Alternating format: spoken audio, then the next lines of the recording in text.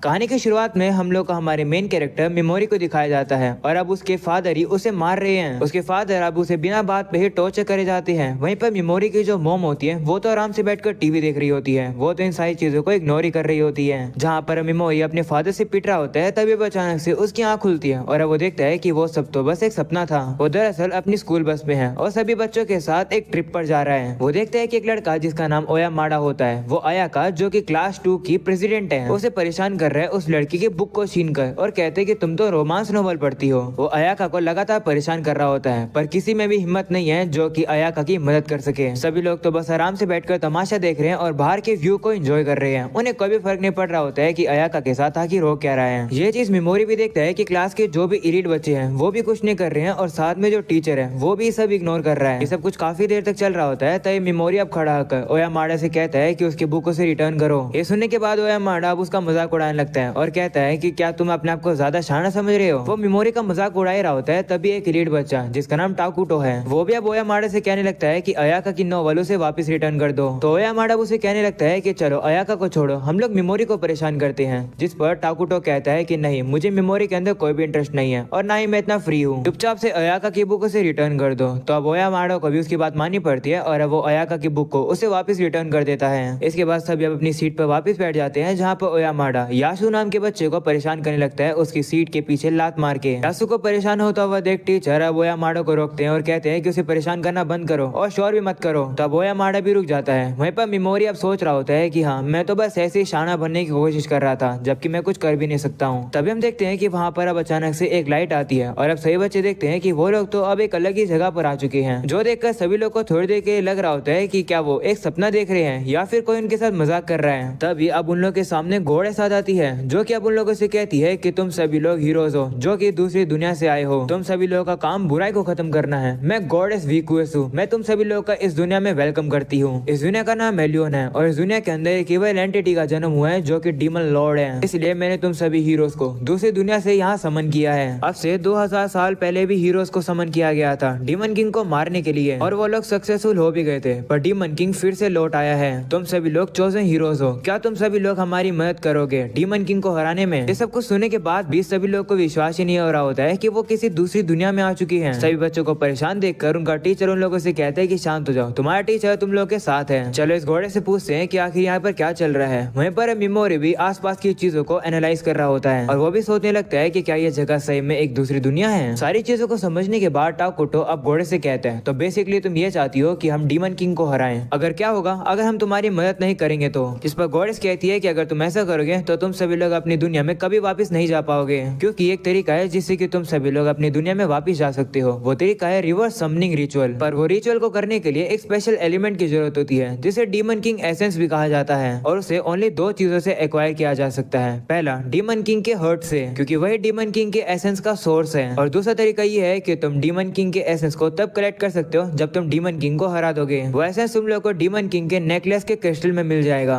ये सब सुनकर ओयामाडा गुस्सा हो जाता है और कहता है कि आखिर हम सभी लोग ऐसा तुम्हारे लिए क्यों करें। तब घोड़ेस नीचे बैठ जाती है और वो सभी लोगों से भीख मांगने लगती है कि प्लीज हमारी दुनिया को बचाओ। ये सुनने के बाद अयाका से पूछती है कि तुम कह रही हो कि हम लोग हीरोज हैं, पर हम लोग तो सिर्फ ऑर्डिनरी इंसान हैं, आखिर हम लोग डीमन किंग को कैसे हराएंगे। जिस पर घोड़ेस कहती है कि चिंता मत करो, तुम सभी लोगों के पास पावर्स हैं। इस बात पर सभी लोग विश्वास ही नहीं कर रहे होते हैं। वहीं पर मेमोरी को भी दिखाया जाता है जिससे अब कुछ अजीब और गलत लग रहा होता है। इसके बाद अब घोड़ेस सब उन लोग को दिखाती है कि आखिर पावर होती क्या है। वो एक मॉन्स्टर को यहाँ पर बुलाती है और सीधा ही वो उस मॉन्स्टर को छोड़ देती है एक बंदे को खाने के लिए, और वो मॉन्स्टर भी उस बंदे को मार के खत्म कर देता है। पर तभी गॉडेस फायरबॉल की चांटिंग करके सीधा ही उस मॉन्स्टर को जला देती है, जो देखकर सभी अब काफी ज्यादा डर जाते हैं। वहीं पर गॉडेस अब सभी लोगों से कहने लगती है कि तुम सभी लोगों के पास भी ऐसी ही ताकत है, चलो चेक करते हैं कि तुम सभी लोगों के अंदर कौन कौन सी स्किल्स हैं। वो एक एक करके सभी लोगों को एक क्रिस्टल पर हाथ रखने के लिए कहती है जिससे कि पता चल सके कि किस बच्चे के पास कौन सी स्किल है। एक एक करके सभी बच्चे अब आ रहे होते हैं और वो अपनी स्किल्स के बारे में जान रहे होते हैं। वहीं पर ओयामाडा भी जैसे क्रिस्टल के ऊपर हाथ रखता है वो क्रिस्टल अब काफी तेजी से ग्लो करने लगता है। पर अब जैसे टाकुटो की बारी आती है वो जो क्रिस्टल होता है वो पूरी तरीके से टूट जाता है। वो देखकर गॉडेस उसे कांग्रेचुलेशन देती है और कहती है कि तुम्हारे पास एक अल्टीमेट रैंक है, यानी कि एस रैंक। एस का मतलब होता है स्पेशल। ये सुनकर ओयामाडा गॉडेस के पास आता है और कहता है कि अगर ऐसी बात है तो मैं कौन सी क्लास में हूँ। इस पर गॉडेस कहती है कि तुम ए रैंक के हो। जिसके बाद अब अयाका की बारी आती है और अब फिर से वो क्रिस्टल टूट जाता है, इसका मतलब उसकी रैंक भी एस है। इसके बाद अब एक और लड़की की बारी आती है और फिर से वो क्रिस्टल ग्लो करता है, यानी कि उसकी रैंक भी एस एस है। ये देखने के बाद गोडेस काफी ज्यादा खुश हो जाती है कि ऐसे हैं कि इतने ज्यादा कैंडिडेट्स हैं। इसके बाद अब जैसे मेमोरी की बारी आती है और अब वो जैसे क्रिस्टल पर हाथ रखता है, वो जो क्रिस्टल होता है वो पर्पल कलर में ग्लो करने लगता है और इस क्रिस्टल में से जो लाइट होती है वो सबसे ज्यादा कम निकल रही होती है। मेमोरी अब गोडेस से पूछने लगता है कि आखिर उसकी कौन सी क्लास है, पर गोडेस उसे इग्नोर करके कहने लगती है कि आगे बढ़ो। इन सब की वजह से अब मेमोरी काफी ज्यादा डिसअपॉइंट हो जाता है और वो कहने लगता है कि शायद से मैं इस दुनिया के अंदर भी बस एक बैकग्राउंड कैरेक्टर ही हूँ। मुझे नहीं लगता कि मैं बाकी लोगों की तरह स्पेशल हूँ, मैं बस मेमोरी हूँ। इसके बाद अब जैसे यासु की बारी आती है, वो जो क्रिस्टल होता है वो डार्क कलर में बदल जाता है, जो देखकर गोडेस अब उसे बताने लगती है कि ये वही सेम कलर है जो कि एक बार डार्क हीरो के पास हुआ करता था और कहा जाता था कि वो डार्क हीरो सबसे ज्यादा स्ट्रॉन्गेस्ट है। ये सब कुछ सुनने के बाद यासु अब खुश हो जाता है और कहता है कि लगता है मेरा समय आ गया है मेन कैरेक्टर बनने का। इसके बाद अब सभी लोग समझ रहे होते हैं कि आखिर उन लोगों को स्टेटस कैसे ओपन करना है। वही मेमोरी देखता है कि उसके स्टेटस में जितने भी नंबर होते हैं वो काफी ज्यादा ही कम है। इसके बाद सभी देखते हैं कि उन सभी लोग के स्टेटस पे एक यूनिक स्किल है, तो गोडेस अब उन लोगों को बताने लगती है कि यूनिक स्किल एक स्पेशल स्किल है जो कि सिर्फ वही पर्सन ही यूज कर सकता है। तुम सभी लोग के जो यूनिक स्किल है या तो वो अभी एक्टिवेट हो गई होगी या फिर वो बाद में अवेकन होगी। सारी चीजें होने के बाद अब गोडेस अब कहती है कि हम लोग को एक और चीज पूरी करनी है और वो है मेमोरी, सामने आओ। तो मेमोरी को धक्के मार के आगे लाया जाता है, जिसके बाद अब गोडेस मेमोरी से बताने लगती है कि तुम्हारी जो रैंक है वो ई रैंक है, जो कि सभी हीरोज में से सबसे ज्यादा लोएस्ट है। पास्ट में जो लो रैंक के हीरोज होते हैं उन्होंने हर बारी स्ट्रॉन्ग हीरोज को कमजोर किया है और इसलिए हम लोगों ने डिसाइड किया है कि हम लोग कमजोर हीरोज को अलग कर देंगे। पर चिंता मत करो, हम लोगों ने डिसाइड किया है कि हम लोग लो रैंक के हीरो को भी एक मौका देंगे और वो मौका ये है कि हम लोग लो रैंक के हीरो को एक टेलीपोर्टेशन सर्कल के जरिए हम लोग रूइंस में भेज देते हैं। तो अगर वो लो रैंक का हीरो वहाँ पर सर्वाइव करके सरफेस पर वापस आ जाता है तो हम लोग उसे अपने साथ ले लेंगे और हम उन हीरोज को फ्रीली मूव करने देंगे इस दुनिया के अंदर। और वैसे तो मैं बता दूं, जो रूइंस है वो काफी ज्यादा डेंजरस जगह है क्योंकि वहाँ पर क्रिमिनल्स हैं और काफी सारे हीरोज पास्ट में भी वहाँ पर गए हैं पर कोई भी सर्वाइव नहीं कर पाया है। उन रूइंस को रूइंस ऑफ डिस्पोजल भी कहा जाता है। तो मेमोरी अब गोडेस को बताने लगता है कि मैंने अपने स्टेटस पे देखा है कि मेरे पास एक यूनिक स्किल है जिसको कहते हैं इन्फ्लिक्ट स्टेटस, जिससे कि मैं अपने टारगेट को पैरालाइज और पॉइजन कर सकता हूँ। तो गोडेस अब उसे बताती है कि जो स्पेल और स्किल्स तुम्हारे पास है, माना जाता है कि इस दुनिया के अंदर वो स्किल्स और स्पेल्स वर्थलेस हैं। उनका सक्सेस रेट भी काफी ज्यादा लो होता है। अगर वो सक्सेसफुल हो भी जाते हैं तो भी वो किसी लो रैंक के मॉन्स्टर को ज्यादा नुकसान नहीं पहुंचाते हैं। उनका टाइम लिमिट भी काफी ज्यादा शॉर्ट होता है। तो तुम काफी ज्यादा वीक हो, तुम काफी ज्यादा एक कूड़े की तरह हो, तुम्हारे स्टैट्स भी बहुत ही ज्यादा लो हैं। मुझे लगता है कि अगर तुम लेवल अप करोगे तो भी तुम्हारी जो स्टैट है वो इंक्रीज होगी। चलो समय आ गया तुम्हें डिस्पोज करने का। वो सुनकर मेमोरी कहता है कि तुम्ही ने तो मुझे समन किया है और हीरो बनाया है और अब तुम मुझे डिस्पोज कर रही हो, तुम ऐसा नहीं कर सकती हो। ये सारी बातें सुनकर टाकुटो अब मेमोरी से कहता है कि बातें करना बंद करो, सभी लड़कियां थकी हुई है, उन्हें आराम करना है, इसलिए तुम जल्दी से रूइंस में चले जाओ। हम लोग अब देखते हैं कि करके मेमोरी के बाकी क्लासमेट्स भी अब उसे कहने लगते हैं कि हाँ जल्दी से यहाँ से चले जाओ, जो देखकर मेमोरी अब काफी ज्यादा दुखी हो जाता है। पर तभी अब उसके पास यासु आता है और अब मेमोरी को भी याद आता है कि किस तरीके से उसने पास्ट में यासु की काफी ज्यादा मदद भी करी है। तब उसे लग रहा होता है कि यासु उसकी मदद करेगा, पर यासु ऐसा कुछ भी नहीं करता है। वो बल्कि अब मेमोरी से कहने लगता है कि तुम मुझे रिस्पेक्ट से बात करो क्योंकि तुम्हारी रैंक मुझसे काफी ज्यादा लो है, जल्दी से यहाँ से चले जाओ ट्रैश हीरो कहीं के। ये सुनकर मेमोरी को अब काफी ज्यादा गुस्सा आने लगता है। इसके बाद अब गोडेस मेमोरी से कहती है कि चलो रिचुअल को शुरू करते हैं। वो उसे कहती है कि हर हीरो के पास एक यूनिक आइटम होता है और तुम्हारे पास ये लेदर बैग है जो कि तुम्हारा यूनिक आइटम है जो कि तुम्हें मिला है। ये बैग काफी ज्यादा यूजलेस है, बस तुम्हें अपना मैजिक डालना है और वो जो जेम लगा हुआ है उसके ऊपर वो बस ग्लो करता है और कुछ भी नहीं होता उससे। वो मेमोरी को वहाँ से भेजने वाली होती है। ये सब देखकर अयाका गोडेस से कहने लगती है कि ये जो कुछ तुम कर रही हो ये बिल्कुल भी सही नहीं है, मेमोरी हमारा क्लासमेट है, उसके साथ ऐसा मत करो। ये सुनकर गोडेस सब गुस्सा हो जाती है और अब वो अयाका के ऊपर ही हमला करने लगती है। पर अयाका गोडेस के अटैक को काउंटर कर रही होती है, पर फिर भी गोडेस पावरफुल होती है और वो अयाका के पेट के अंदर मुक्का मार के उसे बेहोश कर देती है। इसके बाद अब गोडेस काफी ज्यादा मेमोरी की बेइज्जती करती है, तो देखकर मेमोरी गुस्सा होता है और वो गोडेस के ऊपर ही पैरालाइज का यूज कर देता है जो कि उसकी पावर है। पर गोडेस उसे काफी आराम से रोक देती है और कहती है कि ये मुझ पर काम नहीं करेगा क्योंकि मेरे ऊपर हमेशा एक बैरियर लगा रहता है, ये मुझे तुम्हारे जैसी स्पेल्स के लिए ऑटोमेटिकली डिफेंस प्रोवाइड कर देता है। ये सुनकर टाकुटो सीधा गोडेस के सामने से अपनी पावर का यूज करते दीवार के ऊपर हमला कर देता है। अब गोडेस से कहता है कि मैं बस अपनी पावर यूज कर रहा था कि मैं यूज कर सकता हूँ या नहीं, पर लगता है कि मैं यूज कर सकता हूँ। वो देखकर गोडेस उसे कहती है कि फ्यूचर में अपनी इस पावर को थोड़ा संभाल के यूज करना, नहीं तो ये हमला मेरे लगने वाला था। जिसके बाद अब बारी आ जाती है टाकुटो को रूइंस में भेजने के लिए। हम लोग अब देखते हैं कि एक एक करके सभी स्टूडेंट वापिस से मेमोरी की बेइज्जती करने लगते हैं। तब वो याद करने लगता है कि किस तरीके से जब उसके फादर उसे पीटा करते थे तो उससे अपने आप को खुद को ही संभालना पड़ता था। वो खुद से कहता था कि तुम कितनी भी एक्टिंग कर लो हार्मलेस पर्सन की, पर तुम कभी भी अपने ट्रू सेल्फ नहीं हो। अगर तुम परेशान हो तो तुम उन लोगों को अपना असली चेहरा दिखाओ, इन सभी को अपना गुस्सा दिखाओ जो कि तुम इतने समय से शांत करके बैठे हुए हो। इसके बाद सीन वापस से प्रेजेंट का आता है, जहाँ पर मेमोरी अब घोड़े से कहने लगता है कि तुम भाड़ में जाओ, मैं एक दिन जरूर जिंदा वापस आऊंगा, तब तक के लिए तुम रेडी रहना।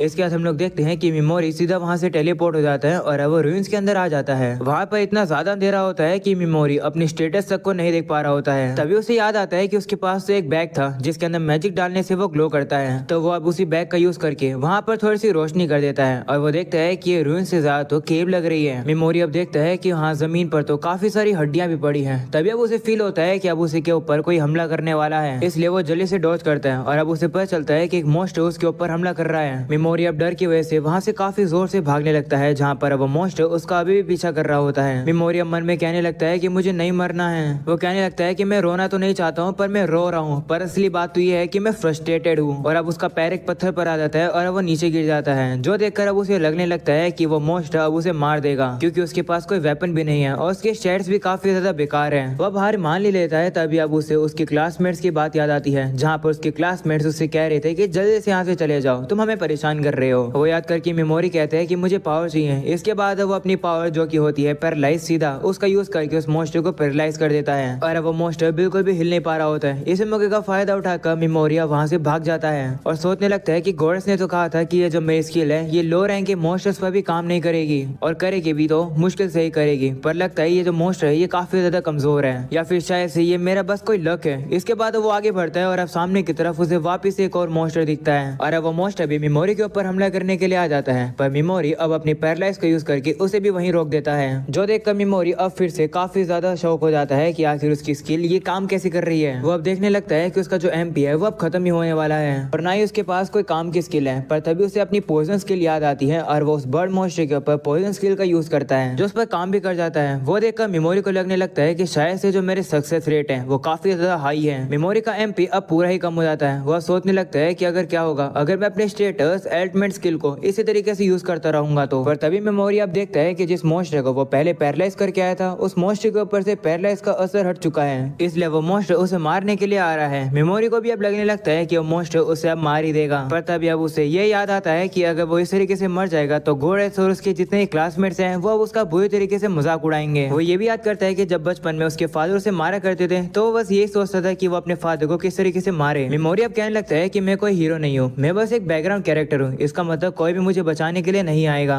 तो मुझे खुद ही सर्वाइव करना होगा, दूसरे पर भरोसा नहीं करना होगा। मेमोरी अब उस मोस्टर से लड़ने के लिए तैयार हो जाता है और कहता है कि मेरी सर्वाइव करने की फाइट शुरू होती है। मेमोरी अब उस मोस्टर के ऊपर पैरालाइज का यूज करता है पर कुछ भी नहीं होता है, इसलिए मेमोरी को अब उस मोस्टर के अटैक्स को डॉज करना पड़ता है। मेमोरी का स्टेटस अब उसे बताने लगता है कि तुम एक ही टारगेट के ऊपर सेम स्किल यूज नहीं कर सकते हो।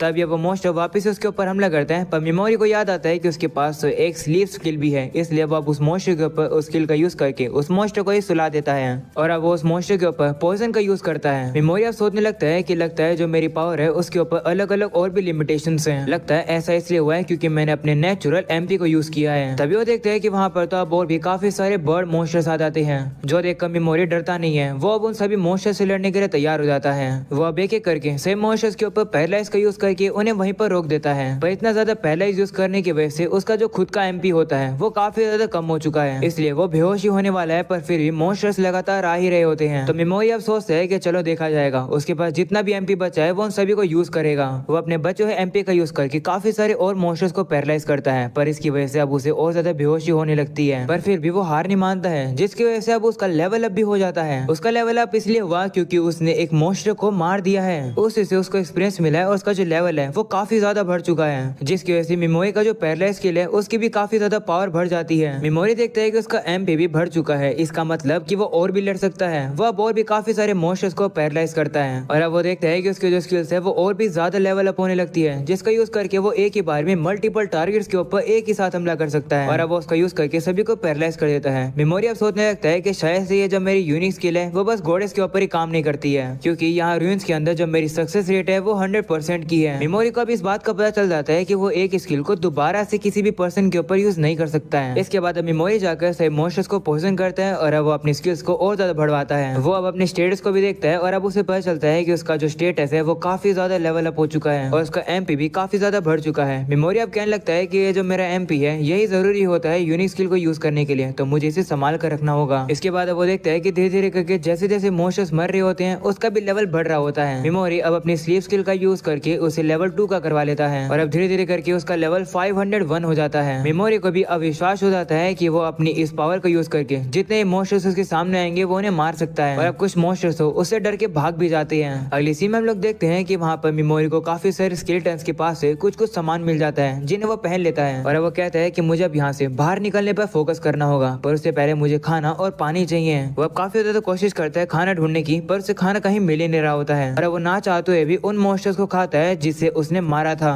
पर उस खाने का टेस्ट काफी ज्यादा बुरा होता है। वो उस खाने को खा ही नहीं पाता है। तभी मेमोरी अब नोटिस करता है कि उसके जो बैग पर वो जो जेम लगा हुआ था उसका कलर अब चेंज होने लगा है। तो मेमोरी अब उसके ऊपर अपना और ज्यादा मैजिक लगाने की कोशिश करता है। तभी अब वो देखता है कि उस बैग के अंदर खाना आ जाता है और साथ में कोल्ड ड्रिंक भी। वो देखकर वो काफी ज्यादा खुश हो जाता है और उसे खाने लगता है। मेमोरी अब कहने लगता है कि मुझे पता नहीं कि आखिर ये खाना मुझे कैसे मिला, पर लगता है ये कोई मेरी यूनिक आइटम की ताकत है। अगले सीन में हम लोग देखते हैं कि अब काफी सारे दिन बीत जाते हैं, जहाँ पर हम लोग देखते हैं कि मेमोरी ने तो काफी सारे मोशंस को पकड़ रखा है और अब एक एक करके वो मोशंस मरने लगते हैं, जिसकी वजह से मेमोरी का लेवल अब भी होने लगता है। इतने सारे मोशंस को मार के मेमोरी अब काफी ज्यादा दुखी भी होने लगता है। वो ये भी याद करते हैं कि किस तरीके से उसके पेरेंट्स उसे अच्छे तरीके से ट्रीट नहीं किया करते थे, पर उसके जो अंकल और आंटी थी वो उसे काफी अच्छे से ट्रीट किया करते थे। उन्होंने ही मेमोरी को दयालु बनना सिखाया। उन्होंने मेमोरी को सिखाया कि दूसरे लोगों के लिए हमदर्दी रखें। मेमोरी अब कहता है कि उनके सिखाने के बावजूद भी इस समय पर मुझे कुछ भी फील नहीं हो रहा है, जबकि मैं इतने सारे लोगों की जान जो ले रहा हूँ, पर फिर भी मुझे कुछ फील नहीं हो रहा है। पर अब जो कुछ भी चल रहा है मुझे उन सबको एक्सेप्ट करना होगा, क्योंकि मैं अब एक नया मेमोरी बन चुका हूँ। मेमोरी को वहाँ पर जितने भी इंसानों की लाश मिलती है वो उनके लिए प्रे करता है और आगे बढ़ता है। और अब वो आगे बढ़ के गेट के पास आता है, जहाँ पर अब उसे एक जेम मिलता है, जहाँ पर मेमोरी अब अपने मैजिक का यूज करके उस गेट को खोल देता है। वहाँ मेमोरी देखता है कि कुछ लोगों की लाश पड़ी थी, जो देखकर वो समझ जाता है कि कुछ लोग उससे पहले भी यहाँ आ चुके हैं, पर बिना खाना और पानी की वजह से वो लोग यहीं मर गए। वो देखकर मेमोरी अब उन लोगों के लिए प्रे करता है और अब उनके सामान को चेक करता है, जहाँ पर मेमोरी को एक बैग के अंदर जेम्स मिलते हैं। तो मेमोरी अब उन दोनों से कहता है कि माफ करना, मुझे शायद से इसकी जरूरत पड़ सकती है, इसलिए मैंने ले रहा हूँ। इसके बाद अब मेमोरी आगे बढ़ता है और अब वहाँ पर वो देखता है कि हाँ तो अलग अलग रूम्स हैं। वो सभी रूम्स को अब खोलने लगता है। एक रूम के अंदर उसे वहाँ जो एक लाश मिलती है वो देखता है कि किस तरीके से ये लाश मरी है। साथ में उसे एक पेज भी मिलता है जिसे मेमोरी अब पढ़ पा रहा होता है और कहते हैं कि मैं तो इस दुनिया की लैंग्वेज को ही पढ़ सकता हूँ। वो पढ़ता है कि उस पेज पर उसी बंदे ने लिखा है कि मेरा नाम एंजेलिन बैथर्ड है, तुम मुझे एंजेलिन द ग्रेट सेज बुला सकते हो। मेरा पुराना name Angeline the hero of darkness है। ये सुनने के बाद मेमोरी को अब याद आता है कि गोरेस ने तो बताया था कि यासु के पास वही सेम पावर है जो कि एक बार डार्क हीरो के पास हुआ करती थी। मेमोरी अब उसमें पढ़ता है कि एंजेलिन ने उस पेज पर लिखा है कि गोरेस ने जबरदस्ती मुझे यहाँ पर भेजा क्योंकि लोगों को मेरी जरूरत पड़नी बंद हो गई। वो ये भी लिखता है कि जो कोई भी इस लेटर को पढ़ रहा है, अगर तुम में हिम्मत है कि अगर तुम इस रूइन से सेफली बचकर बाहर निकल सकते हो, तो मैं तुम्हें एक चीज देना चाहता हूँ जो कि मैं काफी मेहनत से यहाँ इतनी दूर लेकर आया हूँ, पर मुझे लगता है कि मैं तो मर जाऊंगा, पर तुम इसे रख लेना।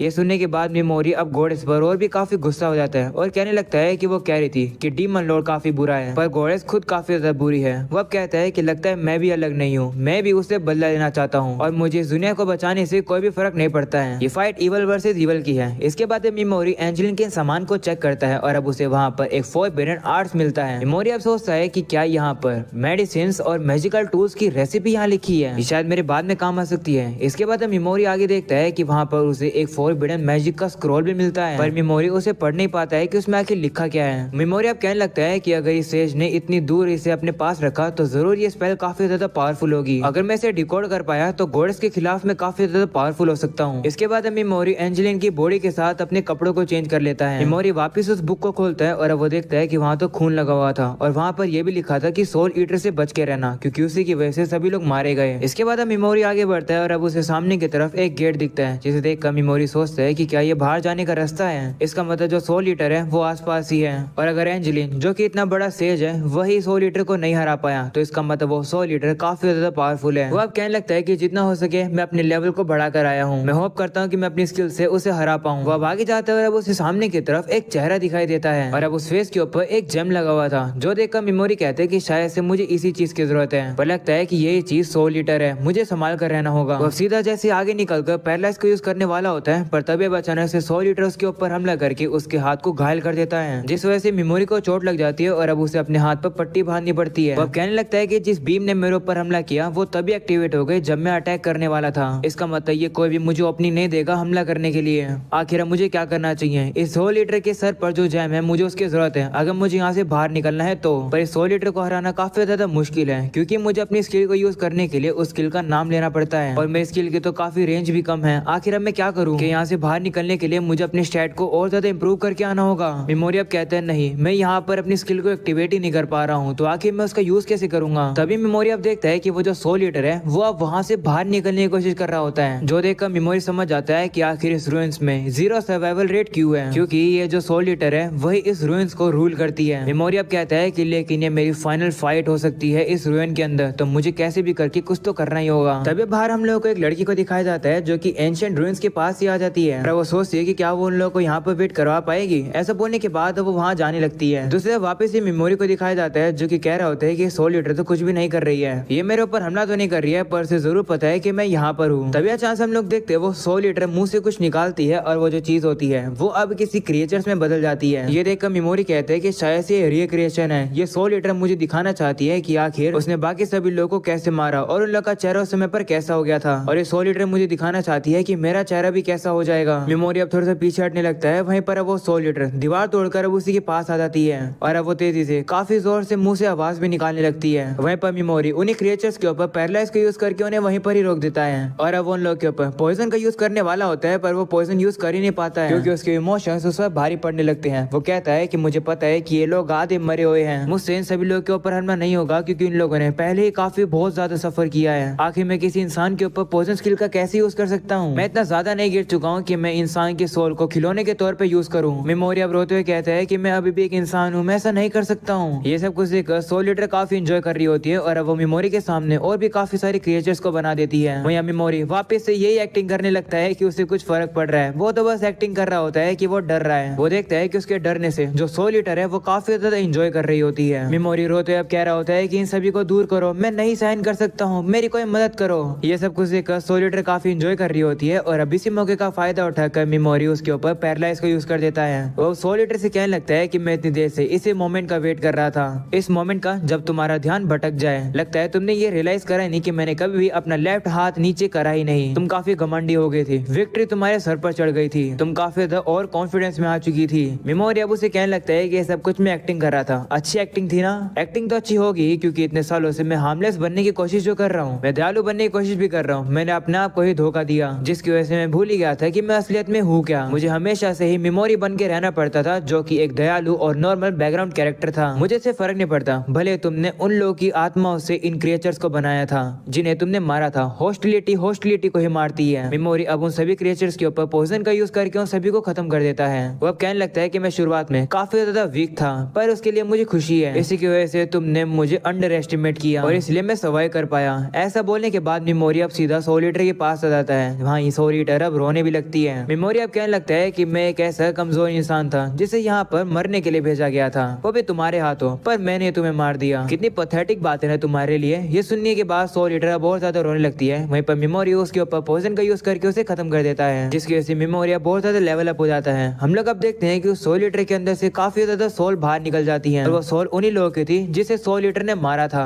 वो सारी सोल बाहर निकल के मेमोरी से कहती है कि हम लोग को काफी खुशी है कि तुम सर्वाइव कर गए, तुम काफी कमाल के हो। जिसके बाद एवेंजलिन यानी कि वही से जब मेमोरी के पास आ जाता है और कहते हैं कि उस घोड़े को मार देना। ऐसा बोलने के बाद वो सभी लोग अब वहाँ से गायब हो जाते हैं। वहीं पर मेमोरी अब सोच रहा होता है कि मेरे पास कोई भी रीजन नहीं है एंजेलिन की उस रिक्वेस्ट को पूरा करने के लिए, पर चिंता मत करो, मैंने डिसाइड कर लिया है कि मैं उस घोड़े को सबक जरूर सिखा कर रहूंगा। ऐसा बोलने के बाद अब मेमोरी उस 100 लीटर में से उस जेम को बाहर निकाल लेता है और अब वो जेम को आकर सीधा गेट पर लगा देते हैं और अब वो गेट भी खुल जाता है और अब मेमोरी उस रूइन से बाहर निकल जाता है। वहीं दूसरी तरफ हम लोग को मेमोरी के बाकी क्लासमेट्स को दिखाया जाता है जो कि अब ट्रेनिंग करके अपने एक्सपीरियंस को गेन कर रहे होते हैं। वहीं हम लोग को पता चलता है कि जो टाकुटो है उसका भी लेवल अब 18 का हो चुका है। दूसरी तरफ एक लड़की जिसका नाम कोबाटो है वो तो मोस्टर्स को मारे नहीं रही होती है क्योंकि वो काफी ज्यादा डरी हुई है, जो देखकर असागी उससे कहने लगती है कि इस तरीके से स्पेस आउट मत करो, तुम्हें करना होगा ये सब, और हाँ मुझे मेरी फैमिली नाम से मत बुलाना क्योंकि मुझे वो बिल्कुल भी पसंद नहीं है। वो अब ये भी कहने लगती है कि जो हमारी क्लास है वो काफी जल्द अलग अलग हो जाएगी क्योंकि सभी लोग काफी ज्यादा ईगो वाले हैं और क्योंकि यहाँ पर रैंकिंग सिस्टम भी है। वो उसे कहती है कि मेरी रैंक भी है और तुम हमारे ग्रुप को ज्वाइन करोगी ना, क्योंकि तुम्हारी रैंक डी है तो तुम किरीहारा के ग्रुप में नहीं जा सकती हो। टाकियो सिस्टर्स तो अलग ही रहती है और अयाको तो वैसे भी मरने ही वाली है, इसलिए तुम्हें ये सोचना चाहिए कि तुम अपनी पोजीशन कहाँ बनाना चाहती हो, क्योंकि अगर हम लोग डीमन लॉर्ड को हराकर अपने वर्ल्ड में वापस जा पाए तो जो अचीवमेंट अचीवमेंट्स तुम यहाँ पर पाओगी तो वापस हमारी दुनिया में भी वो अचीवमेंट्स तुम्हें अफेक्ट करेंगे, जिससे तुम्हारी पोजीशन हमेशा बरकरार रहेगी। इसलिए हमारे ग्रुप को ज्वाइन करो और मैं तुम्हें स्ट्रॉन्ग बनने में मदद भी करूंगी। ऐसा बोलने के बाद वो अपने साथियों को कहकर वहाँ पर अब एक मॉन्स्टर बुला लेती है और अब वो कोबाटो से कहती है कि इस मॉन्स्टर को मारो, नहीं तो तुम्हारी हालत भी बिल्कुल वैसी होगी जैसी मेमोरी की हुई है। ये सुनकर वो डर जाती है और अब वो हिम्मत जुटाकर उस मॉन्स्टर को मार देती है। वो देखकर आसागी उसकी तारीफ करती है और अब उसे कहती है कि अब तुम हमारी टीम के एक मेंबर हो। तभी कोबाटो का भी याद आता है कि किस तरीके से मेमोरी ने एक कैट को बचाया था। वो याद करके वो रोने लगती है और कहती है कि मुझे माफ करना मेमोरी, मैं कुछ भी नहीं कर पाई तुम्हें बचाने के लिए। दूसरी तरफ अब अयाका को भी दिखाया जाता है जिसे अब होश आ चुका है और अब वो सीधा गोडेस के पास जाती है। वहीं पर गोडेस भी अब कहने लगती है कि मुझे काफी ज्यादा दया आ रही है मेमोरी के लिए,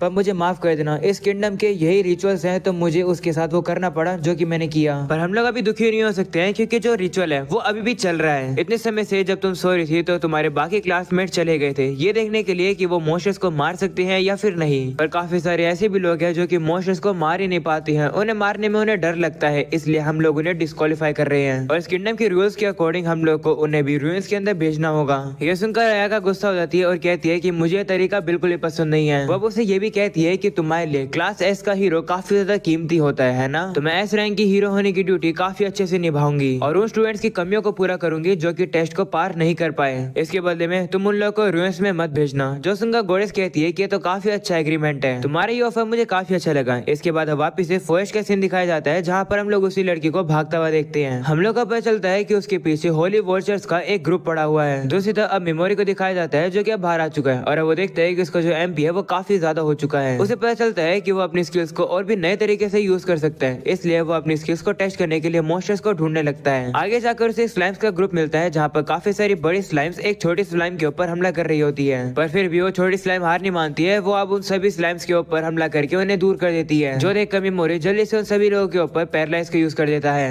वो अब ये भी देखता है कि वो उन लोगों के ऊपर अपनी स्किल्स को अब अलग अलग तरीके से भी यूज कर सकता है, जिसके बाद अब वो बस उस छोटी स्लाइम को छोड़कर बाकी सभी लोग को अनपैरालाइज कर देता है और उन्हें वहां से भगा देता है। और स्लाइम भी अब मेमोरी से डरने लगती है, जो देखकर मेमोरी कहते हैं कि चिंता मत करो, मैं तुम्हें नहीं मारूंगा। वह उसे ये भी कहते हैं कि तुमने काफी अच्छा किया उस स्लाइम्स को सबक सिखाकर, तुम काफी हिम्मत वाले हो। ऐसा बोलने के बाद मेमोरी उसे वापस से अनपैरालाइज कर देता है और अब वो वहां से जाने लगता है। पर तभी वो स्लाइम मेमोरी के पीछे आने लगती है। मेमोरी भी समझ जाता है कि वो स्लाइम उसके साथ आना चाहती है, तो मेमोरी भी उसे अपने साथ अपनी गर्दन के पीछे रख देता है, जिससे कि अगर पीछे से कोई भी मेमोरी के ऊपर हमला करे तो वो स्लाइम उसे बता दे। जिसके बाद मेमोरी उसी बुक में उसी फोरबिडन आर्ट्स को पढ़ने लगता है और वो समझता है कि शायद से यहाँ पर ऐसे एक्सपेरिमेंट्स लिखे हैं जिससे ये मॉन्स्टर को और भी ज्यादा ताकतवर किया जा सकता है। यहाँ पर यह भी लिखा होता है कि आगे स्लाइम्स को और ज्यादा एनहांस कैसे किया जाए। मेमोरी अब उस स्लाइम से कहते हैं कि ये मेरी जर्नी रिवेंज वाली जर्नी होने वाली है, तो क्या फिर तुम मेरे साथ फिर भी आना चाहते हो? तो स्लाइम भी रंग चेंज करके कहती है हाँ। इसके बाद मेमोरी उस स्लाइम का नाम पिगी मारू रख देता है। दूसरी तरफ वापस से उन्हीं गुंडों को दिखाया जाता है जो कि बस अब उस लड़की को पकड़ने ही वाले हैं, तो वो लड़की भी अब आगे जाकर अपने मैजिक को यूज करके वो अपने आप को थोड़ी सी एनहांस कर लेती है। पर तभी अब उन्हीं गुंडों को दिखाया जाता है जो कि उस लड़की को ढूंढ रहे थे, पर अब उन लोगों को वहाँ पर मेमोरी मिल जाता है और वो बात कर रहे होते हैं कि वो किस तरीके से मेमोरी को मार देंगे और जाकर उस लड़की को पकड़ेंगे। वो गुंडे अब आपस में बात कर रहे होते हैं कि वो किस तरीके से उस लड़की को पकड़ेंगे। ये देखकर मेमोरी अब वहाँ से चुपचाप जाने लगता है, पर तभी एक गुंडा उसकी गर्दन पर तलवार रख देता है और कहता है कि तुम कहाँ जा रहे हो? वो देखकर मेमोरी बस अब उन लोगों के सामने कहने लगता है कि मुझे जाने दो, मैं नहीं मरना चाहता हूँ। पर वो गुंडा उसकी बात को नहीं मानता है और अब उसके ऊपर हमला करने वाला होता है, पर तभी मेमोरी भी पैरालाइज को यूज करके उसे वहीं पर ही गिरा देता है। मेमोरी अब ये देखकर काफी हैरान होता है कि उसकी जो स्किल है ये इंसानों पर भी इफेक्टिव है, तो शायद से मेरा हमला सिर्फ गोडेस को ही नहीं लगता है। इसके बाद मेमोरी बाकी गुंडों से कहने लगता है कि तुम लोग भले इंसान हो पर तुम लोग ईवल हो, इसलिए मैं तुम लोग को मार दूंगा। जिसके बाद मेमोरी उनको पॉइजन करके उन लोग को मार देता है और अब उन लोग के सामान को भी उठा लेता है। मेमोरी को पता चलता है कि आसपास कोई है, वहीं पर हमें पता चलता है कि वो और कोई नहीं बल्कि वो लड़की होती है। वो भी अब उन गुंडों की प्रेजेंस को फील कर पा रही थी, पर वो उन्हें फील नहीं कर पाती है।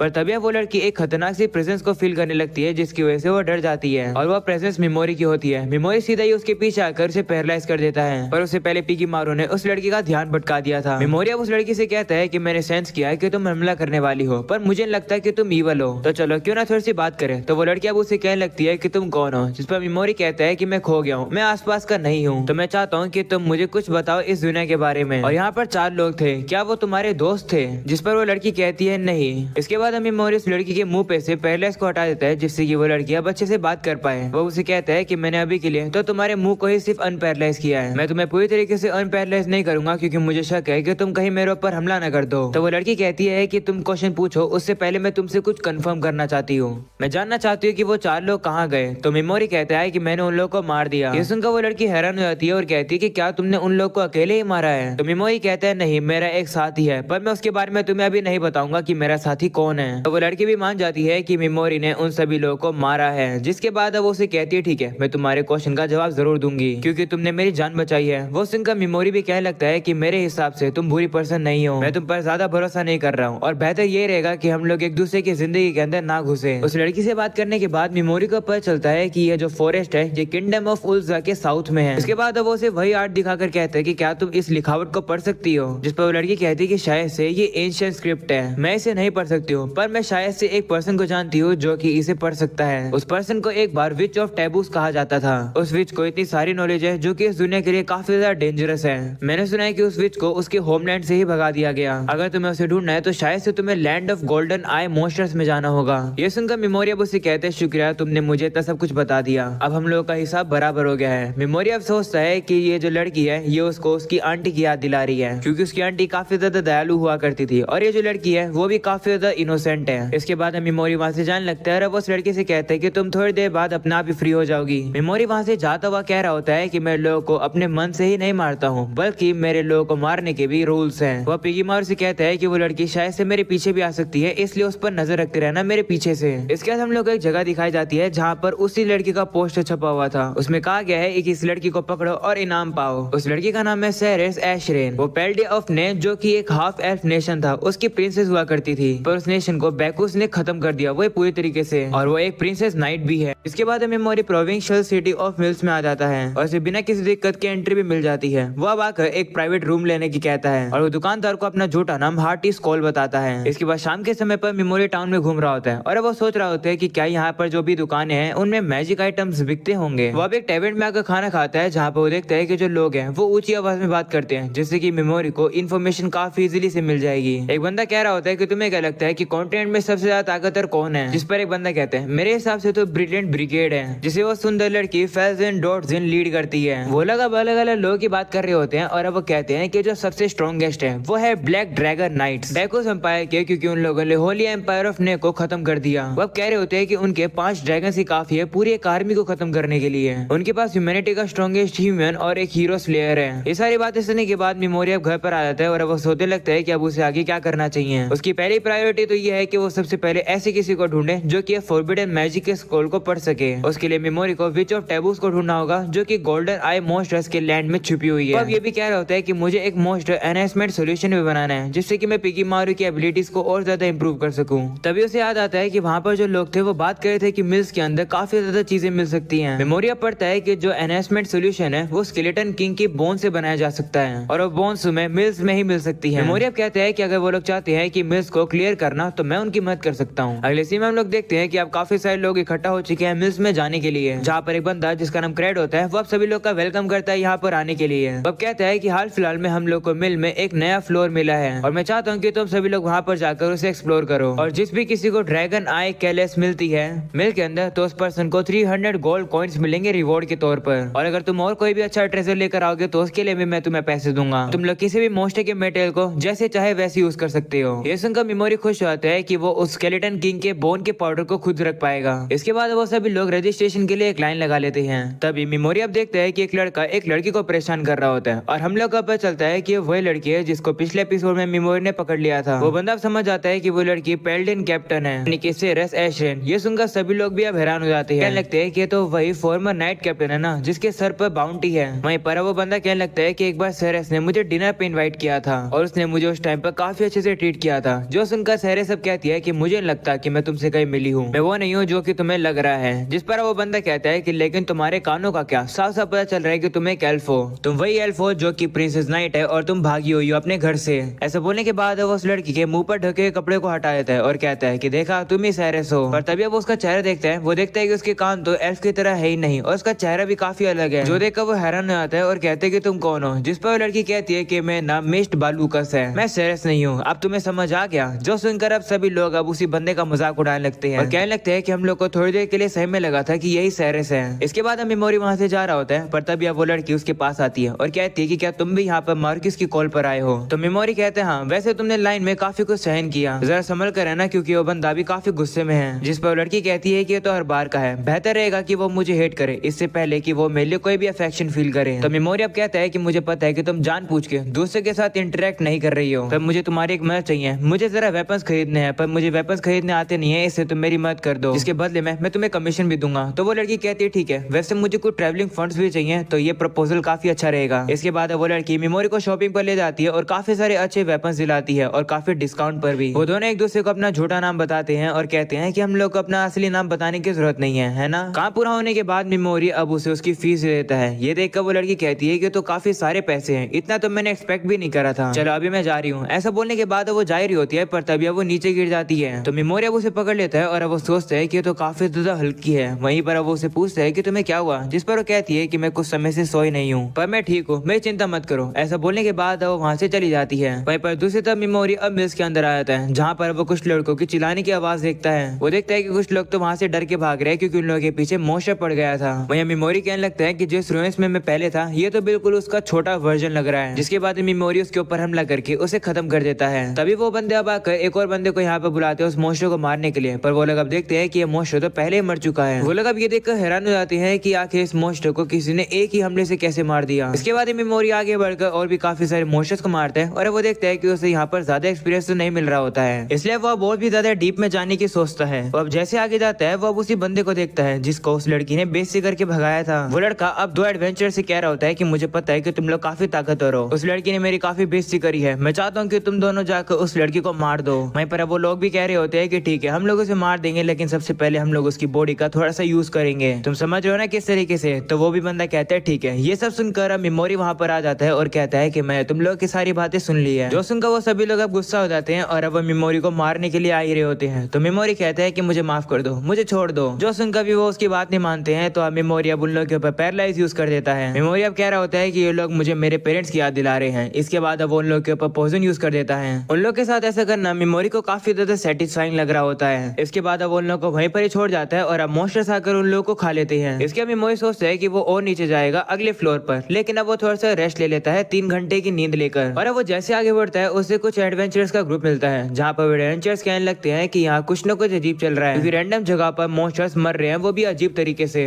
और हमें समझ नहीं आ रहा है कि आखिर वो मॉन्स्टर्स मर कैसे रहे हैं, चाहे मॉन्स्टर ताकतवर हो या फिर कमजोर हो, वो मॉन्स्टर एक ही तरीके से मर रहे हैं। एक लड़की अब कहने लगती है कि मैं इस ग्रुप की लीडर हूँ, मैं अपने कॉम्रेड्स को कुछ भी नहीं होने दे सकती हूँ, इसलिए हम लोग वापिस जा रहे हैं, क्या तुम भी हमारे साथ ऊपर चलना चाहोगे। जिस पर मेमोरी मना कर देता है। तो बंदा कहते ठीक है, अगर वैसे तुम्हें और कोई मिले तो बता देना उसे वही चीज जो कि हम लोगों ने तुम्हें बताई है। ऐसा बोलकर वो वहाँ से चले जाते हैं। मेमोरी अब कहने लगता है कि ये लोग जिस मॉन्स्टर की बात कर रहे हैं उन मॉन्स्टर्स को मैंने ही मारा है, चलो अच्छा है कि यहाँ पर लोग कम हो गए हैं। ऐसा बोलकर वो आगे बढ़ता है और अब उसे सामने की तरफ ड्रैगन आई कैलिस मिल जाता है। वहीं आगे की तरफ उसे एक ड्रैगन का स्टैचू भी दिखता है। मेमोरी अब कहने लगता है कि मैं श्योर हूँ कि ये चीज जरूर हिलेगी और मेरे ऊपर हमला करेगी। तो इससे पहले कि वो ड्रैगन उसके ऊपर हमला करे, मेमोरी उसके ऊपर हमला करके उसे पॉइजन कर देता है। मेमोरी अब पिगी मारू को बाहर का ध्यान रखने के लिए कहता है और अब वो उस प्राइस आइटम को उठा लेता है। वहीं पर वो जो ड्रैगन होता है वो खत्म हो जाता है। तभी वो देखता है कि वहाँ पर मिस्ट आ जाती है। मिस्ट अब उसे कहने लगती है कि मुझे लगा था कि मैं सबसे पहले यहाँ पर पहुंचूंगी, क्योंकि सभी वापस जा रहे थे, मैं तो रेस्ट भी नहीं कर पाई, मैं तो बस आगे ही बढ़ती जा रही थी। तो मेमोरी कहता है कि अगर तुम्हें ये चाहिए तो तुम इसे रख सकती हो, ये लो। ऐसा बोलने के बाद मेमोरी उस चीज को उसे ही दे देता है। तो मिस्ट अब हैरान हो जाती है और कहती है कि बदले में तुम्हें क्या चाहिए। जिस पर वो कहता है कि मुझे कुछ नहीं चाहिए। तो मिस्ट कहती है कि लेकिन मैं इसे ऐसे ही नहीं ले सकती हूँ। जिस पर मेमोरी कहता है कि चिंता मत करो, तुम्हें नींद की जरूरत है, तुम जाओ सो जाओ, नहीं तो तुम फिर से गिर जाओगी। मेमोरी वहाँ से जाने लगता है, पर तभी मिस्ट उसे कहती है कि मैं इसे ऐसे ही नहीं ले सकती हूँ। तो मेमोरी कहते हैं चिंता मत करो, खूबसूरत लड़कियों के सामने मैं काफी ज्यादा दयालु हूँ। तो मिस्ट कहने लगती है कि तुम झूठ बोल रहे हो, आखिर तुम्हें क्या चाहिए। तो मेमोरी कहता है कि मुझे वो ट्रेजर नहीं चाहिए, बल्कि मुझे वो मॉन्स्टर चाहिए जो कि नीचे है। वो फ्लोर देखकर मिस्ट अब कहने लगती है कि मुझे लगा था कि यही लास्ट फ्लोर है। तो मेमोरी कहता है कि हाँ, यहाँ पर नीचे एक मॉन्स्टर है, उससे मुझे एक चीज चाहिए। ये तो बस कोइंसिडेंट हो गया था कि लोगों ने उसी समय पर इस रूइन को कॉन्कर करने की क्वेस्ट दे दी। जो सुनकर मिस्ट कहती है कि अगर ऐसी बात है तो कम से कम मुझे तुम्हें गार्ड करने दो, बस तुम्हें अपनी इस तलवार के साथ अपनी स्किल ही ऑफर कर सकती हूँ। मैं प्रॉमिस करती हूँ कि मैं तुम्हारे लिए कोई भी परेशानी खड़ी नहीं करूंगी। जो मुझे ड्रैगन आई कैलिस दिया, मैं उसे फ्री में एक्सेप्ट नहीं कर सकती हूँ, इसे मुझे तुम्हारी मदद करने दो। वहीं मेमोरी भी फील करता है कि ये लड़की तो सही में सच कह रही है। वह उसे कहता है कि मैं तुम्हें कुछ कंडीशंस पर आने दूंगा। पहले ये कि मैंने पहले तुम्हें कहा था ना कि हम लोग एक दूसरे की लाइफ के बारे में क्वेश्चन नहीं करेंगे, अभी भी हम लोग वही करेंगे, हम लोग सिर्फ बॉडी गार्ड और क्लाइंट रहेंगे। और दूसरा ये कि मैं एक दिन में वापस सरफेस पर नहीं जाने वाला हूँ, अगर तुम्हें जल्दी वापस जाना होगा तो उस चीज के लिए मैं रिस्पॉन्सिबल नहीं होऊंगा। तो मिस्ट भी कहती है ठीक है, मैं तुम्हारी इन कंडीशंस को एक्सेप्ट करती हूँ और चाहे कुछ भी हो जाए मैं अपनी जान जोखिम में डाल के तुम्हें प्रोटेक्ट करूंगी। इसके बाद वो लोग नीचे आते हैं जहाँ पर मिस्ट अब सही में काफी आराम से एक मोस्टर को हरा देती है, जो देखकर मेमोरी अब उसकी तारीफ करता है। तभी मेमोरी अब उससे कहता है कि मैं तुमसे ऐसे मोस्टर्स के बारे में पूछना चाहता हूँ जिनकी गोल्डन आईज है और जिनकी गोल्डन आईज नहीं है। तो मिस्ट कहती है कि कहा जाता है कि जिन मोस्टर्स के पास गोल्डन आईज होती है उनके पास काफी एक्सपीरियंस होता है और उन्हें परफेक्ट शिकार कहा जाता है उन हीरोज के लेवल अप करने के लिए जो कि दूसरी दुनिया से आते हैं। क्या तुम्हें अदर वर्ल्ड के हीरोज के बारे में पता है? तो मेमोरी कहते हैं हाँ मुझे पता है, जिसके मिस्ट कहने लगती है कि अगर वो हीरो दूसरे लोगों को मारते हैं तो उन्हें कोई भी एक्सपीरियंस नहीं मिलता है। मैंने सुना है कि एक्सपीरियंस पॉइंट एक फीचर होता है जो कि मोस्टर्स के लिए यूनिक है। ये सुनने के बाद मेमोरी समझ जाता है कि आखिर उन लोगों को मारने के बाद उसे कोई भी एक्सपीरियंस क्यों नहीं मिला। तो मेमोरी उसे पूछने लगता है कि आखिर उन मोस्टर्स का क्या जिनकी गोल्डन आइज नहीं होती है, जिस पर मिस्ट कहती है कि वो तो बस नॉर्मल मोस्टर्स होते हैं। कुछ मोस्टर इंसानों के साथ भी अच्छे रिलेशनशिप बना पाते हैं। कहानियों के हिसाब से जो डीमन किंग है वही है जड़ पूरे बुराई का। वो डीमन किंग एक स्पेशल एनर्जी को रेडिएट करता है जिसे डीमन किंग एसेंस कहा जाता है, और जो मोस्टर स्ट्रॉन्गली उस चीज से इन्फ्लुएंस्ड हो जाते हैं उनकी आंखें गोल्डन हो जाती है। इससे मोस्टर के अंदर के जितने भी इंस्टिंक्ट होते हैं वो काफी ज्यादा इंप्रूव हो जाते हैं। इसके बाद वो लोग आगे बढ़ के एक रूम में आ जाते हैं जहाँ पर जो मिस्ट होती है वो वहाँ पर एक मोस्टर की प्रेजेंस को फील कर पा रही होती है, पर वो मोस्टर आसपास ही है। यह सुनकर मेमोरी अब उसे पिगीमारू से मिलवाता है और कहता है कि मैं होप करता हूँ कि तुम लोग दोस्त बन जाओ।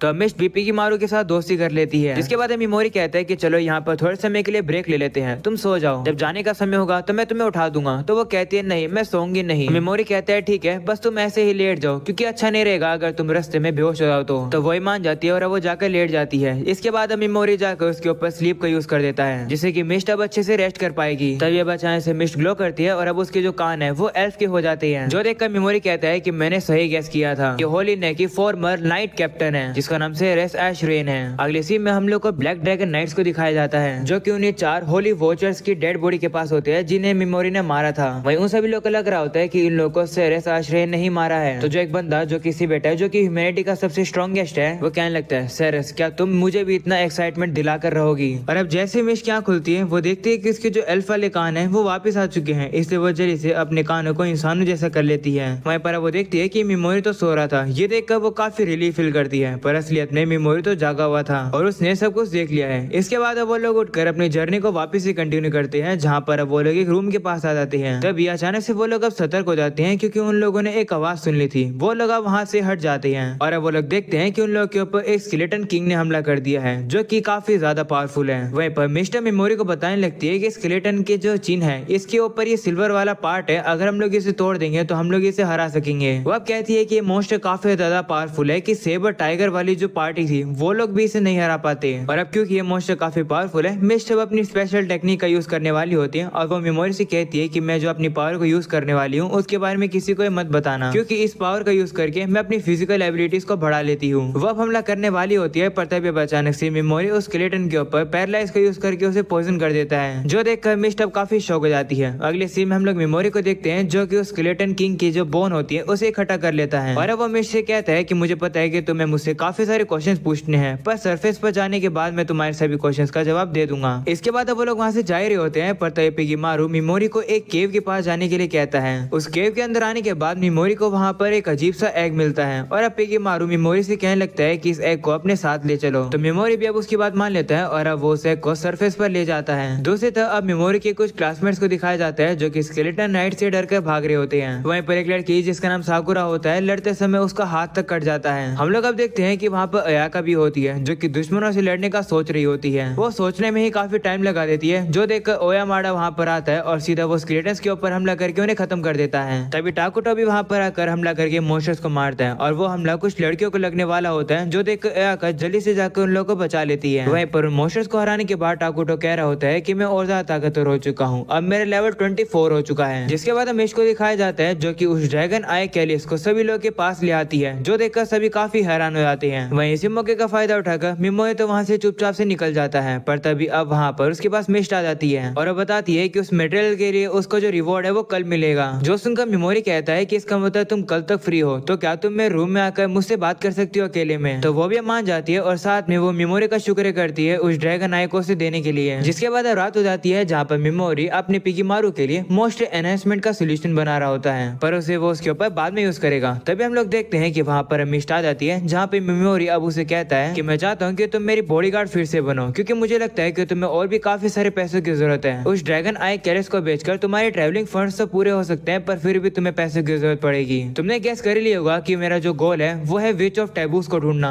जिसके लिए मुझे land of golden I monsters में जाना होगा और मुझे पक्का विश्वास है कि वहाँ पर मॉन्स्टर्स मेरे ऊपर हमला करेंगे। तो अगर तुम जैसा पर्सन मेरे साथ होगा तो मुझे लड़ने में थोड़ा इजी होगा क्योंकि तुम काफी स्किल्ड हो। तो अब मिस्ट भी कहने लगती है कि मैं भी डची ऑफ यानोटो में जा रही हूँ और अगर मैं land of golden I monsters की तरफ से जाऊंगी तो वहाँ का जो रास्ता है वो मेरे लिए इजी पड़ेगा और शॉर्ट भी। पर फिर भी ये सुनकर मेमोरी कहता है कि तुम्हें जल्दी से आंसर देने की जरूरत नहीं है, तुम थोड़ा सा टाइम लेकर सोच सकती हो। वैसे सेरेस, क्या मैं तुमसे कुछ पूछ सकता हूँ? ये सुनकर सेरेस अब काफी ज्यादा हैरान हो जाती है कि मेमोरी को उसका असली नाम पता चल गया। मेमोरी अब उसे कहता है कि माफ करना, मैंने तुम्हारे कान तब देख लिए थे जब तुम मिल के अंदर सो रही थी और मिल के अंदर मैंने ही अपनी स्लीप स्किल का यूज करके तुम्हें सुला दिया था। पर अगर हम लोग इसी तरीके से एक दूसरे से अपनी आइडेंटिटी छुपा कर ट्रेवल करेंगे तो ये काफी ज्यादा मुश्किल रहेगा हमारे लिए। तो बेहतर रहेगा कि अगर हम लोग एक दूसरे को जानते हो और क्योंकि मुझे तुम्हारे कॉम्बैट पावर की भी जरूरत है। वहीं पर सेरेस से बताने लगती है कि होली वॉचर्स मेरा पीछा कर रहे थे क्योंकि उन लोगों ने मेरा असली चेहरा देख लिया था, पर तुम्हारा शुक्रिया, तुमने उन्हें मार दिया। ऐसा बोलने के बाद वो अपने एल्फ के कान मेमोरी को दिखाती है, जो देखकर मेमोरी उसे कहते है कि इसका मतलब क्या तुम मुझ पर विश्वास करती हो? तो वो कहती हाँ। ये सुनकर मेमोरी भी उसे अपना असली नाम बताता है जो कि होता है टोका मेमोरी। वो उसे कहते हैं कि ये नाम तुम किसी को मत बताना और बदले में मैं तुम्हारा नाम किसी को भी नहीं बताऊंगा। तो सेरेस भी मान जाती है और अब उसे कहती है ठीक है, मैं तुम्हारी बॉडीगार्ड बनूंगी। तो मेमोरिया पेमेंट के तौर पर उसे ब्लू ड्रैगन जेम दे देता है, जो देखकर सेरेस काफी ज्यादा हैरान हो जाती है और कहती है कि ये जेम काफी ज्यादा रेयर होते हैं जो कि सिर्फ लेजेंडरी ब्लू आई ड्रैगन के अंदर ही बोर्न होते हैं। इनकी मार्केट में वैल्यू ड्रैगन आई कैलिस से भी कई ज्यादा होगी, मैं इतनी कीमती चीज नहीं ले सकती हूँ। ऐसा बोलने के बाद वो उस जेम को मेमोरी को वापस पकड़ा देती है। तो मेमोरी वापस उस स्टोन को उसके ऊपर फेंक देता है और कहता है कि मैंने कहा ना ये तुम्हारा है, तुम्हें रखना है तो रखो, नहीं तो फेंक दो,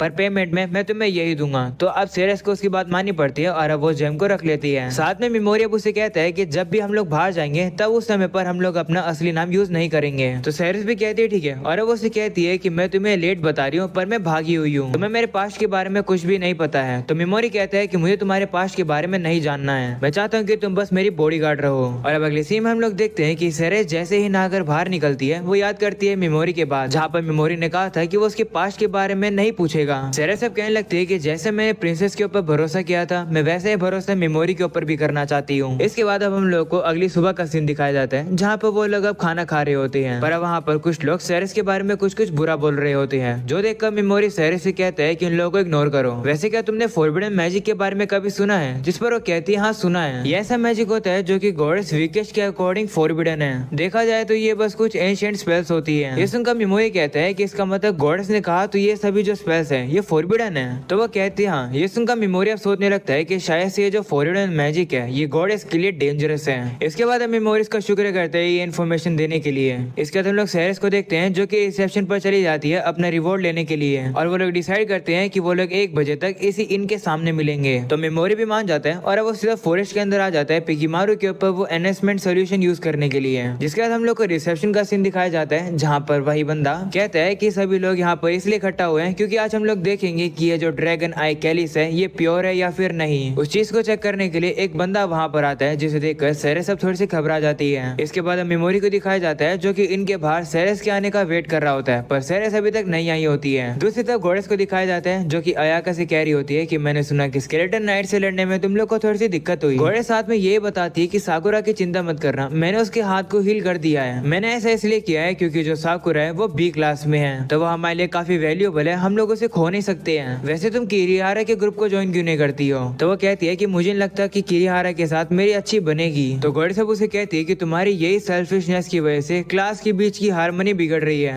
ये सब कुछ लगता है कि मेरी ही गाइडेंस की कमी की वजह से है, मुझे माफ करना। तो अब अयाका कहती है कि तुम मत माफी मांगो, मैं सॉरी हूँ क्योंकि मैं किरिहारा की टीम को ज्वाइन नहीं कर सकती हूँ। तो गॉडेस कहती है कि अगर इस दुनिया को साल्वेशन की जरूरत पड़ी तो क्या तुम यही करोगी? जिस पर वो कहती है कि मैं ऑलरेडी अपनी एक एस रैंक की हीरो होने की ड्यूटी निभा रही हूँ। जसुंका गॉडेस कहती है कि ठीक है, तो फिर मैं उन स्टूडेंट्स को तुम्हारे हवाले कर रही हूँ जो कि ट्रायल्स में पास नहीं हो पाए हैं। अगर तुम जैसा एस रैंक का हीरो उन्हें ट्रेन करेगा तो मुझे पक्का पता है कि वो लोग ताकतवर बन जाएंगे। जोसुंका अयाका कहती है कि लेकिन हम लोगों के बीच में तो एग्रीमेंट हुआ था कि उनके जगह पर मैं लड़ूंगी। तो गॉडेस कहती है कि कुछ दिनों पहले रॉयल डिक्री की तरफ से हम लोग को एक नोटिस मिला है और वो चाहते हैं कि हम लोग उन हीरोज को डिस्पोज कर दे जो कि लड़ नहीं सकते हैं। माफ करना, अब मैं चेंज नहीं कर सकती इन सबको। तो अब अयाका कहती है कि अगर मैं मना भी करूंगी तो भी तुम उन्हें खत्म कर दोगी, है ना? तो गॉडेस सब कहती है हाँ, उनका ख्याल रखना अगर तुम्हें उनको बचाना है तो अब अयाका भी कहती है ठीक है और अब वो वहाँ से जाने लगती है। पर तभी गॉडेस सब उसे कहती है कि अगर तुम्हें पता चला कि जिन हीरोज को तुम ट्रेन करोगी अगर वो लोग तुम्हारे लिए परेशानी रहेंगे तो तुम्हें पता चल जाएगा इस दुनिया की क्रूअल रियलिटी के बारे में। पर मुझे पता है कि तुम ठीक रहोगी, क्योंकि रियलिटी को जानने के बाद ह्यूमंस जो है वो ताकतवर बनते हैं। तो अयाका भी कहती है शुक्रिया बताने के लिए। ऐसा बोलकर वो वहाँ से चली जाती है। गॉडेस को दिखाया जाता है जो कि अयाका के जाने के बाद अयाका पर काफी गुस्सा होती है। दूसरी तरफ हम लोग मेमोरी को देखते हैं जो कि देखते हैं कि सेरेस अभी तक टाइम पर नहीं आई है, इसलिए वो अब उसे ढूंढने के लिए चला जाता है। और अब वो जैसे शहर में घूम रहा होता है उससे अब कुछ लोगों की आवाज आती है जो कि आपस में बात कर रहे होते हैं कि जो सेरेस है उसकी आइडेंटिटी सभी लोगों के सामने आ चुकी है। सभी लोगों को पता चल गया है कि वो सेरेस एशरेन है और अब वो डार्क फॉरेस्ट के अंदर भाग गई है। ये बात अब ब्लैक ड्रैगन नाइट्स भी सुन लेते हैं और अब वो सीधा सेरेस को ढूंढने के लिए चले जाते हैं। वहीं पर ये सब कुछ देखकर मेमोरी भी काफी परेशान हो रहा होता है। दूसरी तरफ सेरेस को दिखाया जाता है जो कि अब डार्क फॉरेस्ट में भाग रही होती है और अब उसके ऊपर कुछ ब्लैक नाइट्स हमला कर देते हैं। पर सेरेस भी अपनी पावर को यूज करके उन्हें काफी आराम से हरा देती है। उन्हें हराने के बाद सेरेस काफी ज्यादा थक जाती है क्योंकि वो जो नॉर्मल नाइट्स होते हैं वो भी काफी ज्यादा पावरफुल थे। तभी अब अचानक से उसे पता चलता है कि एक बंदा छुप कर उसके ऊपर हमला करने वाला था। पर तभी सेरेस को पता चल जाता है और अब वो उसी के ऊपर हमला करने के लिए चली जाती है। वो बंदा जिसका नाम गिजन होता है वो भी अब सेरेस की तारीफ करने लगता है उसे ढूंढने के लिए। वो बताता है कि वो 5 ड्रैगन जिसे ऑर्बन लीड करता है वो उस स्क्वाड का वाइस कैप्टन है। वहीं पर सेरेस भी काफी प्रॉब्लम में होती है क्योंकि वो अपनी टेक्निक को अभी यूज नहीं कर सकती है। वहीं गिजन अब उसके ऊपर हमला करने लगता है जो देखकर सेरेस उसे कहती है कि मुझे लगा था कि तुम लोग मुझे कैप्चर करने वाले हो, पर लगता है कि तुम लोग अब मुझे मारना चाह रहे हो। जिस पर गिजन अब उसे कहता है कि जो ऑर्बन की स्क्वाड है वो सीक्रेट ऑर्डर्स पे है। तभी सेरेस का पैर फिसल जाता है और अब वो नीचे गिर जाती है। इस मौके का फायदा उठाकर गिजन अब उसके ऊपर आ जाता है और अब उसके साथ कुछ बुरा करने वाला होता है। पर तभी हम लोग देखते हैं कि वहाँ पर मेमोरी आ जाता है जो कि गिजन और उसके ड्रैगन को पैरालाइज कर देता है। मेमोरी अब सेरेस से कहने लगता है कि जो टाइम हमने फिक्स किया था तुम उस टाइम पर नहीं आई, तो इसलिए मैं तुम्हें ढूंढने आ गया। ये सुनकर अब सेरेस उसके पास उसे कुछ बोलने वाली होती है जो देखकर मेमोरी गिजन के ऊपर स्लीप और पॉइजन डाल देता है। वो अब सेरेस से भी कहने लगता है कि जरा सोच समझ के ही बोला करो, नहीं तो आसपास के लोग हमारी बातें सुन लेंगे। तो सेरेस भी माफी मांगती है और अब उसे कहती है कि लेकिन अगर तुम मेरे साथ रहोगे तो ये ब्लैक ड्रैगन नाइट्स तुम्हारे पीछे भी आ जाएंगे। तुमने जो मुझे ये पेमेंट दी थी तुम इसे रिटर्न ले लो। तो मेमोरी कहते हैं नहीं, जिस पर सेरेस कहती है कि अगर तुम मेरे साथ रहोगे तो तुम काफी मुसीबत में पड़ जाओगे। जिस पर मेमोरी उससे कहते हैं कोई बात नहीं। ऐसा बोलने के बाद वो उसे बाकी के भी जेम्स दे देता है और वो उसे कहता है कि तुम जैसी अच्छी गार्ड ढूंढना काफी मुश्किल का काम है, इसलिए सेरेस सब अपने कपड़े उतारो। जो सुनकर सेरेस काफी हैरान हो जाती है कि आखिर मेमोरी ये क्या कह रहा है। तो मेमोरी उससे कहते हैं कि मिलिस के लोगों ने तुम्हें इन कपड़ों में देख लिया है, इसलिए अपने कपड़े बदलो तो वो लोग तुम्हें पहचान नहीं पाएंगे। ये लो तुम्हारे कपड़े। तो सेरेस सब कहने लगती है कि तुम ऐसे एक्ट क्यों कर रहे हो कि मैं तुम्हारी बॉडीगार्ड हूँ। तो मेमोरी अब उससे कहते हैं कि मेरे पास तुम्हारे लिए एक ऑफर है, क्यों ना तुम मेरे साथ चलकर विच ऑफ टैबूज के साथ नेगोशिएशन करो और तुम भी उसके साथ वहीं पर ही रुक लेना। किसी को आज तक पता ही नहीं चल पाया कि आखिर वो विच कहाँ पर है। और मैं एशियंट स्क्रिप्ट्स के बारे में जानने के लिए लैंड ऑफ मोस्टर में जा रहा हूँ। तो हमारा एग्रीमेंट जारी है। जिस पर सेरेस कहती है कि मेरे लिए इतना क्यों कर रहे हो। जिस पर मेमोरी कहते हैं कि तुम्हारा ऑरा बिल्कुल मेरी आंटी की याद दिलाता है, तो अगर मैं तुम्हें अबैंडन कर दूंगा तो मुझे लगेगा कि मैंने अपनी आंटी को अबैंडन कर दिया। इसके बाद मेमोरी गिजन को स्लीप से उठा देता है और वो उसे कहते हैं कि अगर तुम मेरे क्वेश्चन का जवाब सही सही दोगे तो मैं तुम्हें छोड़ दूंगा। सेरेस भी अब उसे कहने लगती है कि आखिर कौन है जो कि मुझे मरवाना चाहता है। तो गिजन भी अब मान जाता है और वो कहते हैं कि मैं भी ये देखना चाहता हूँ कि फॉर्मर हाई एल्फ प्रिंसेस जिसने होली एम्पायर के लिए कसम खाई थी उसे जो सच्चाई के बारे में पता चलेगा तो वो कैसा रिएक्ट करेगी। वो बताने वाला होता है पर तभी गिजन के ऊपर एक हमला हो जाता है जिसकी वजह से वो मर जाता है। हमला करने वाले ब्लैक ड्रैगन नाइट्स के ही कुछ मेंबर होते हैं जो कि वहाँ पर आ चुकी हैं। वह मेमोरी कुछ भी नहीं कर पा रहा होता है क्योंकि वो लोग उसके रेंज के बाहर हैं। उस बंदे को देखकर मेमोरी भी काफी ज्यादा डर जाता है। वहीं पर वो बंदा कहने लगता है कि मेरा नाम सीवेट है, लोग मुझे ह्यूमैनिटी स्ट्रॉन्गेस्ट बोलते हैं। तभी अब एक पास्ट का सीन दिखाया जाता है जहाँ पर किंग को एक सपना आता है जहाँ पर सीवेट अब उसे कह रहा होता है कि अपने नेशन के स्ट्रॉन्गेस्ट को मेरे हवाले करो। सीने वापस से प्रिजन का आता है जहाँ पर मेमोरी देखता है कि यहाँ पर तो सिर्फ 4 ही ड्रैगन है, जो देखकर वो कह रहा होता है कि यहाँ पर तो 5 होने चाहिए। तभी सीवेट अब ऑर्बन से कहता है कि मैंने उसके मुंह को बंद कर दिया। इस पर ऑर्बन कहता है कि गिजेट को मारने की सही में जरूरत थी भी या नहीं। तो सीवेट कहता है कि जो तुम बोल रहे हो क्या उसके ऑर्डर भी तुम्हें ओटोला ने दिए हैं। इसके बाद वापस से किंग को दिखाया जाता है जो कि सेरेस के लिए काफी ज्यादा कुछ ठर की पना सोच रहा होता है और वो ये नहीं चाहता है कि सीवेट उसको उससे छीन ले। वो देख ही नहीं सकता है कि कोई और लड़का सेरेस के पास रहे, इसलिए वो कहता है कि मैं कुछ भी ऑफर कर दूंगा पर प्लीज सेरेस मर जाओ और इस दुनिया से गायब हो जाओ। ये बात सीवेट उन लोगों को बता रहा होता है जो सुनकर सेरेस से हैरान हो जाती है और कहती है क्या